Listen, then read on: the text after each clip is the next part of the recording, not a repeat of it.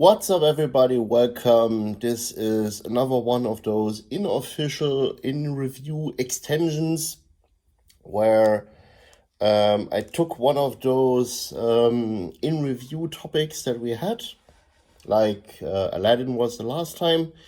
This time it's Lion King. So, what I did was first I watched the original animated movie, then watched the live action version of it.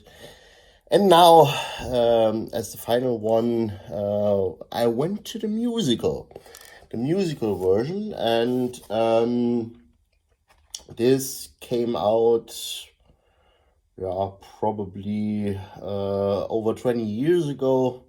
So this was initially going to the Broadway, and they were getting, yeah, lots of awards back in 1999 when it came to the first thing. No, actually 1998 were the first awards being awarded to this version of The Lion King. And this is basically the same extension as you would be seeing from the original team. So they had the original guys from the movie, and they were expanding it directly to the theater stage. Just the similar thing as with the live action version, where they had the original stuff and then extended it or expanded some of the themes and kind of change it towards the cast that they had. For example, in the Lion King version right now, the live action version from Jon Favreau, you would have this intermediate scene with Beyonce and Childish Gambino. And this, I think it was Spirits called, the song that they had, where they were traveling back to the lands of Mufasa and the lions themselves, when they were shortly before the final fight. Okay, this does not appear in this musical because it's brand new, written, but it shows you a little bit of the direction that they were going in, as plotting it for the stage. And it's as with every musical, you would have two parts of it, and I think this is pretty well split into two parts at the right moment. I mean, there's this one scene where you can say, well, this is a definite cut in the story, where you have the front part of it and the second part of it, and it's definitely Hakuna Matata, where you have this transition from the young Simba to the old Simba, or the grown-up Simba. And this is definitely here also the cutting point in the scene. So you would have the child actors. It's very interesting. You would have, if you're looking at the cast list, you would have like 10 or 20 children that are constantly changing, playing Simba and Nala. And then in the second part, you would have the constant Simbas and constant Nalas, which were played by grown-up actors. So it's a very distinctive cut in it. And if you're thinking about it, if you're thinking about the songs that are happening in the actual original Lion King movie, most of them are happening in the first part of the movie and not so much in the second part.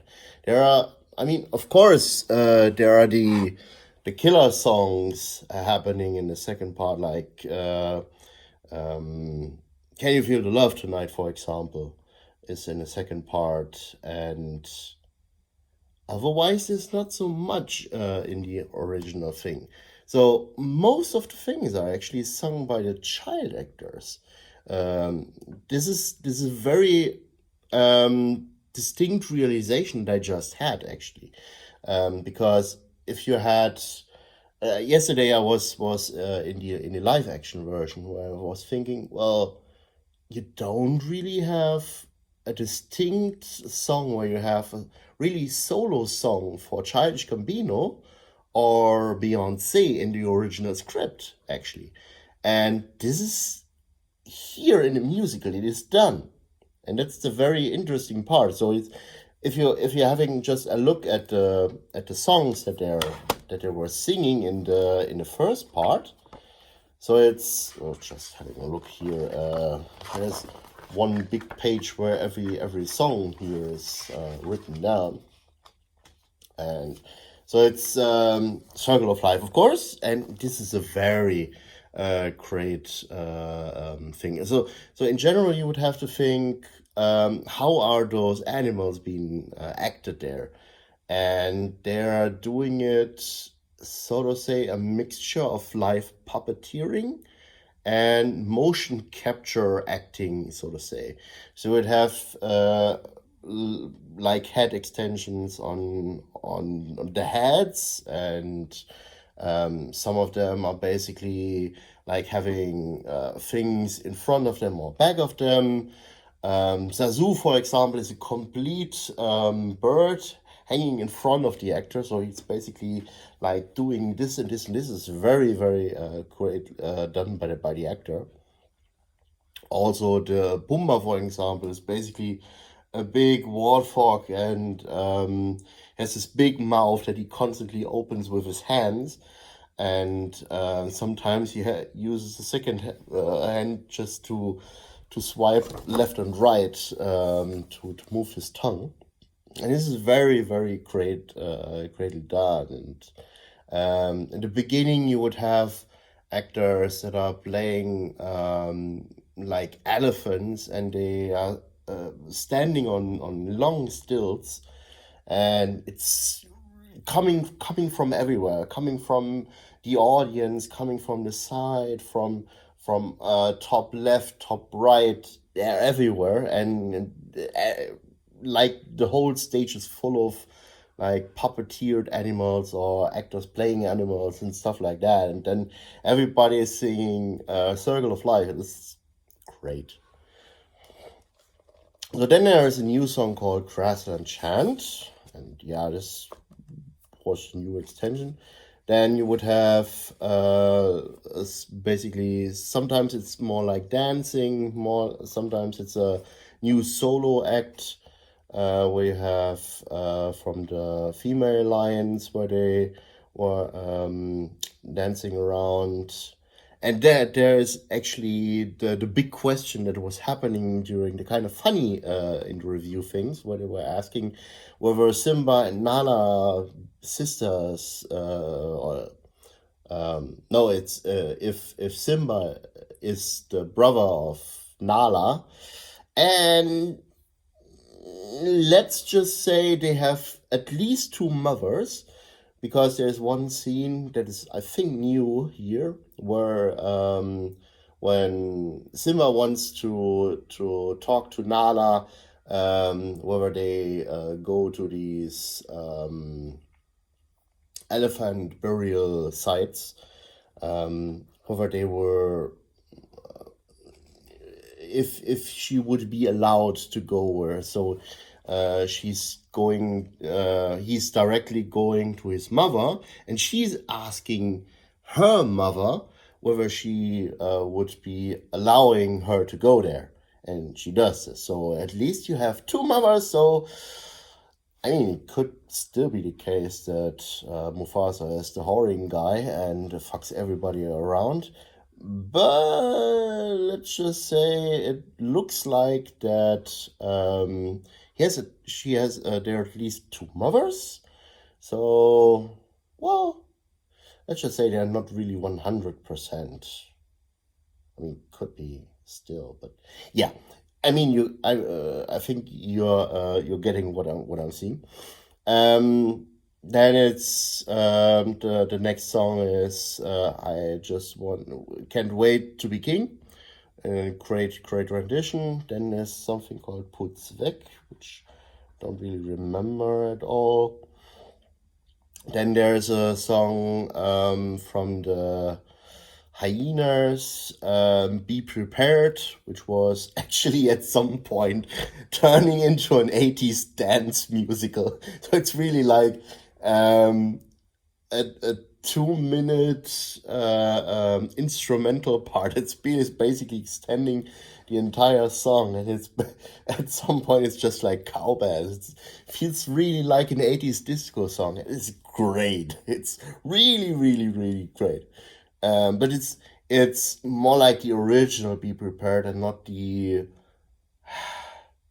I don't know, if I'm comparing the original Be Prepared with the 2019 Be Prepared. It's a very condensed version. It's a very dark rendition of Be Prepared, and the fun and dancing are, let's just say, the sometimes even fascistroid version, where we have really like this kind of looking like a Nazi crowd walking around in front of Scar, and it's kind of in this musical they're really going for it. So also there is the hyenas coming from everywhere. It's not like they're going on a stampede and walking everywhere, but they're really going for this fun version of the song. And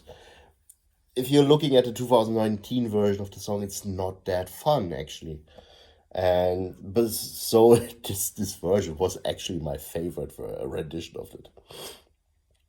Then there's the scene in the where the gnus, I think it's the correct English term for those things, where the stampede is going to happen, and they actually had a pretty nice version of it on stage, where they also had some actions with some the actors hanging on things, so they can fall down. So that was quite well done. There's actually a scene that was missing in both renditions, and now we're getting more into the part of where this musical version diverges a little bit from the original version of Lion King and the live action version, where you have now extensions, where you have really logical things that are missing in the original movie that they are trying to fill in the gaps. And this was basically a scene where everybody's mourning Mufasa, and in the original animated movie, you just have Scar coming in and saying, well, Mufasa died and Simba died also. And here you have every line is still alive, except Simba, of course, standing around the dead body of Mufasa and mourning him. And then Scar, of course, comes with the hyenas and has his change of leadership, and then goes back into Hakuna Matata, just as we know. I think I now know what the Grassland chant was, and this was basically a song of Rafiki, I think, this monkey thing. And this is more like a subplot that is coming in the musical version. I think Rafiki has a more standing more in front than compared to the original and the live action version, getting more into the mystical stuff, which is basically happening more in the second act, where the transition is where the old Simba comes in. So at that point, after Hakuna Matata, you have the break.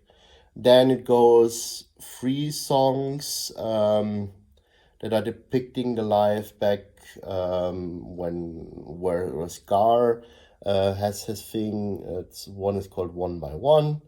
Then it shows the madness of King Scar, and then there's another song called Shadowland. And in those songs is basically, I think at some point you would have a solo number of Simba that's coming in. You have a solo number of Nala coming in, and thinking about it, this is completely making sense here because before you would have child actors in the first act, so everything is fine with them, but the main actors, the main Nala actors and the main Simba actors are actually appearing only in the second act, or at least part of very small portions of the first act.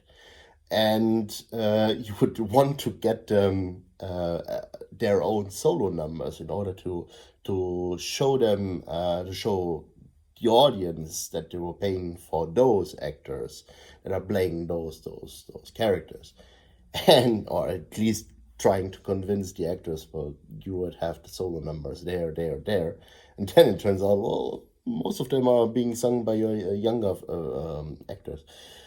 So at that point, it does make sense to diverge completely, not really completely, but fill in some of the story gaps that you would have in the original movie.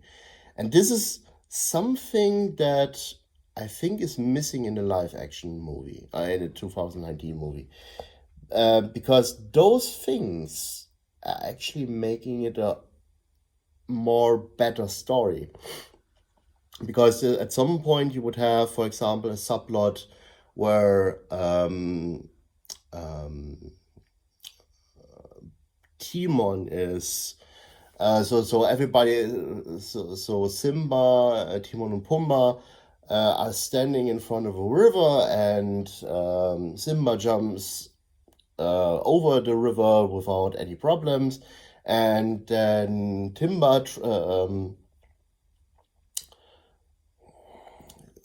Simon tries to jump over it and does not do a complete jump, and then it's being pulled throughout the river, and at some point hangs over the cliff of a waterfall and falls down eventually, and Simba can't help him, which is also beautifully done on stage, because you would have the main actor of Timon basically being swept around, and then suddenly you would have a puppet version of Timon that's falling down, and then this puppet falls down, and then the live action version of Timon then reappears again.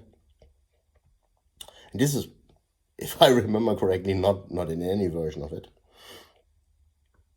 And then you would have the scene where Nala comes back, and then they're falling in love again. Standard version, Can You Feel the Love Tonight?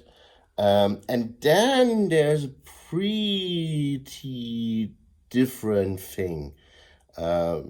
So at some point, Rafiki comes in, and you have this scene that would be the Remember scene in both the original live action, in the original animated movie, and in the live action version, or at least live action documentary version of it. And this kind of remember thing where you have the voice of Mufasa coming in, trying to consider Simba, to tell Simba to go back into the circle of life. And here it's basically, I think, better realized, because at that moment in time you would have two main things happening in Simba's mind. At some point, he is having this Hakuna Matata lifestyle. So it's basically running away from your past as much as possible. And then Rafiki comes in and says, well, you could try to embrace your past and try to learn from the past. And this is a really for me a better way to handle this whole plot at some point, to say you cannot really run away from your past. At some point you would have to deal with it, and you would have to think about the consequences and the stuff that was happening before and try to make it better. And this is a thing that's completely missing in the original animated thing and in the live action thing. And I think this makes this dramatically better, because it shows you definitely the inner workings of Simon, not Simon, of Simba at that point, where he still tries to come to terms where he should go back, try to reclaim his title as a king, or whether he stays with Timon and Pumbaa and have this Hakuna Matata lifestyle together with Nala. And so you really have at that point really the switch in Simba, where you say it's not like this remember. So you also have a similar thing as the remember thing, where so he looks down into water, and then something happenings in the sky. So you'd have some actors coming in, some having some parts of the face of a lion. So everybody combines those things, so it looks like a head of a lion. This is basically Mufasa's head in the sky, so to say.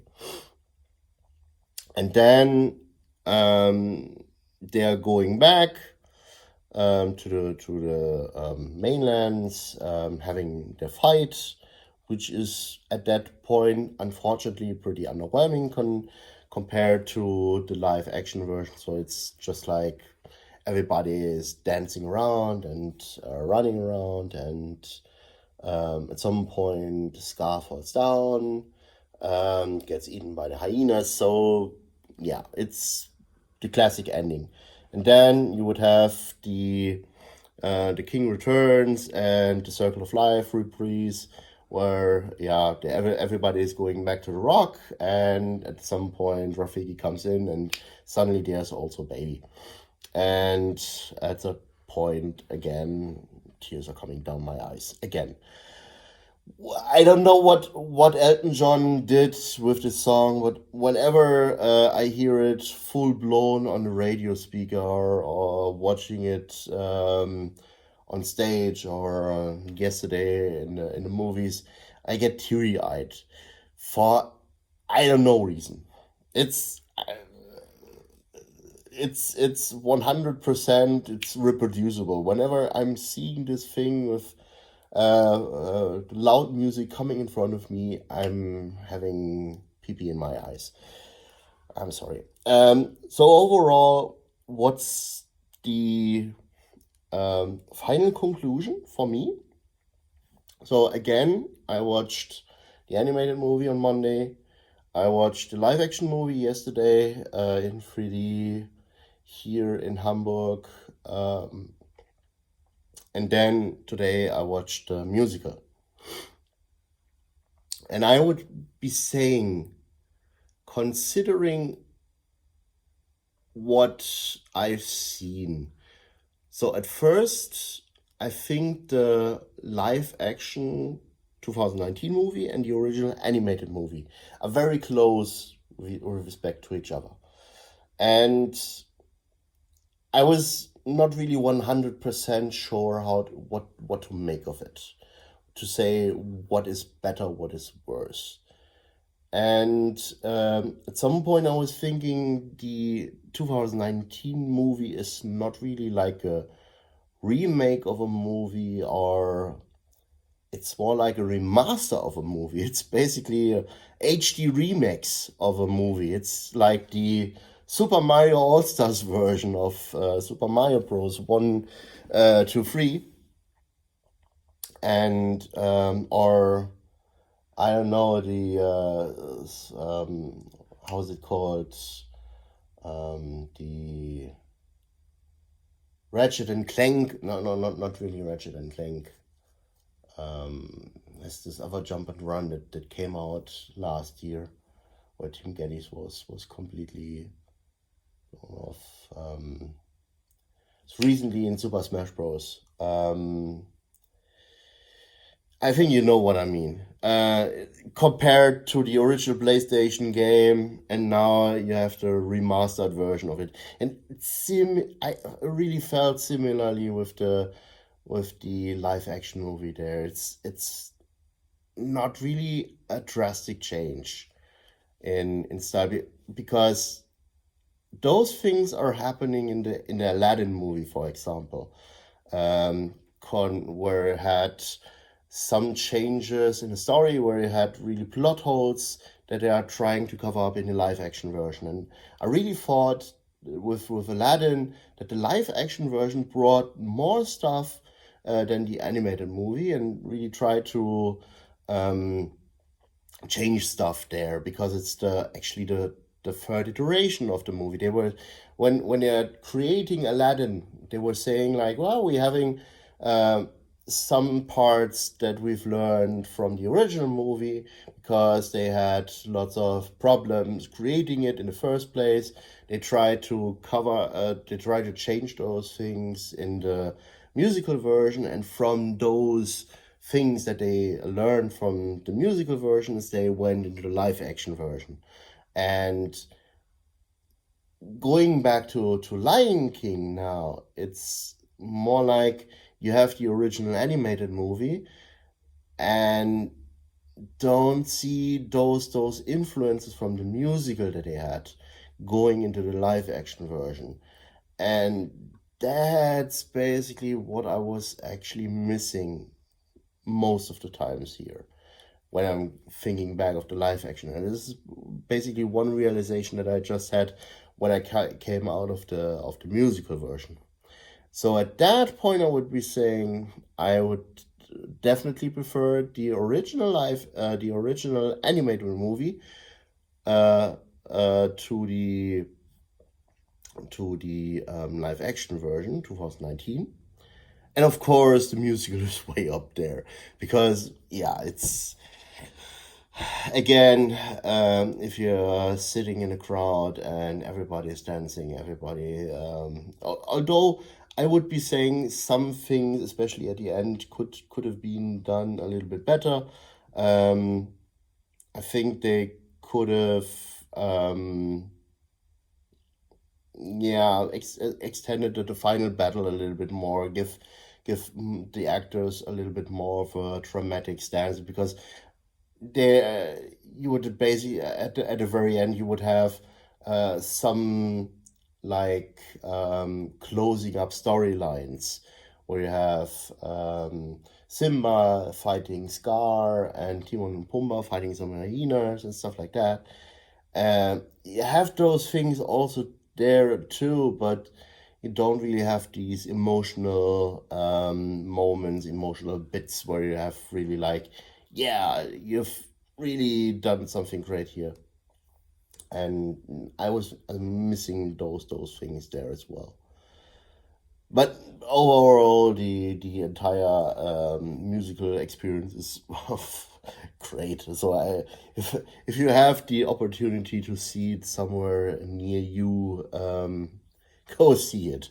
It's definitely nice way to spend your evening, and if you have a loved one with you, so it's a very nice date for the evening.